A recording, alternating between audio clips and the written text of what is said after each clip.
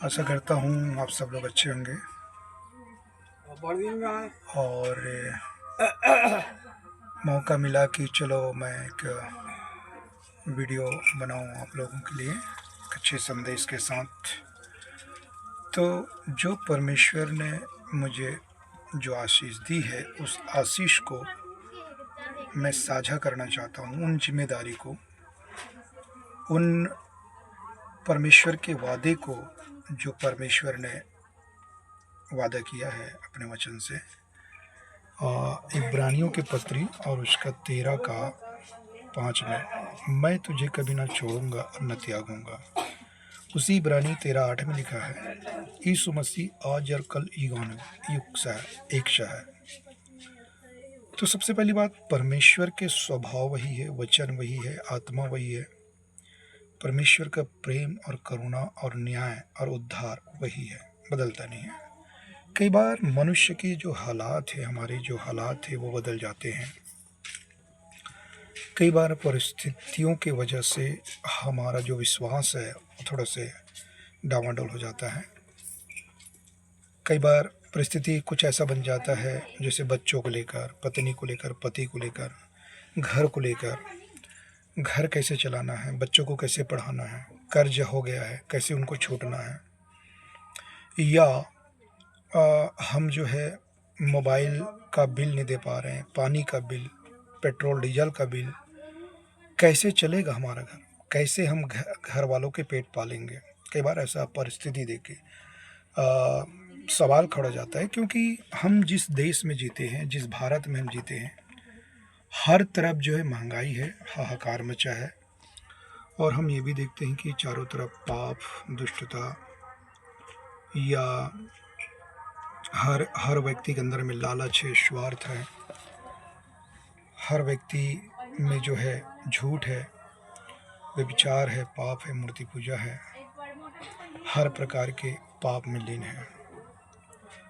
तो मन में ऐसा एक सवाल आ जाता है कि हम जियों तो जियों कैसे जिएंगे, कैसे हम परिवार को, बच्चों को हम कर पाएंगे। क्योंकि बच्चे भी, आज होता क्या है, आज के समय में बच्चे भी कहीं ना कहीं संसार के प्रभाव में, मोबाइल के प्रभाव में, आज के युवा पीढ़ी जो है वो विज्ञान के प्रभाव में जो है पल बढ़ रहा है। कई बार हम जो है वचन तो बताते हैं, प्रार्थना करते हैं, बच्चों को सिखाते हैं, फिर भी कहीं ना कहीं वो संसार के टच में आ जाते हैं, क्योंकि विज्ञान, इंटरनेट का समय है, ज़माना है, जिसकी वजह से हम रोकने तक तो उनको रोकते हैं, डांटते हैं, प्रेम भी करते हैं, लेकिन कहीं ना कहीं वो आ जाता है। तो परमेश्वर के वचन के अनुसार भजन संहिता 119 अध्याय के 105 के पद में लिखा है, हे परमेश्वर, तेरा वचन मेरे पैर के लिए दीपक और मेरे मार्ग के लिए उजियाला है। तो बच्चों को हम मार्ग के विषय में, जो यीशु है हमारा मार्ग, उसके विषय में बताते हैं, जीवन की ज्योति, उजाला, प्रकाश के विषय में बताते हैं कि देखिए, यदि हम प्रकाश में जिएंगे, परमेश्वर के ज्योति में, परमेश्वर के प्रकाश में जिएंगे, तो हम अंधकार के कामों से, बातों से बचेंगे। यदि आपका जो मार्ग है, आपके जो चाल चलन है, यदि परमेश्वर की योग्य हो तो बेहतर होगा। ऐसा हम वचन तो सिखाते हैं, बताते हैं अक्सर। उसी 119 अध्याय में भजन का, उसके 9 पद में और 11 पद में लिखा है, हे जवान, तू अपनी जवानी के दिनों में परमेश्वर के वचन को स्मरण कर। जवान अपनी किस चाल से शुद्ध हो सकता है, जवान अपनी जवानी को किस चाल से, उपाय से शुद्ध कर सकता है? परमेश्वर के वचन के सुनकर, उसके मानने के द्वारा, मतलब उस वचन के आधार पर चलने से हम बहुत से पापों से, अपराध से बच जाते हैं। तो यही बात हम बच्चों को भी सिखाते हैं, परिवार को सिखाते हैं, कलीसिया उपदेश भी देते हैं। लेकिन कई बार हालात, माहौल ऐसा बन जाता है, क्योंकि इसका मुख्य कारण है कि हर व्यक्ति के अंदर में एक पाप का स्वभाव है, जो हमेशा आत्मा और शरीर के विरोध में रहता है। और कभी कभी चिंता, डिप्रेशन, है ना, डर, झिझक, ये सब चीज़ आता है मसीहों के अंदर में, तो उसके निपटने के लिए एक ही समस्या का समाधान है, वो है परमेश्वर का वचन। कुलसी 3:16 में क्या लिखा है?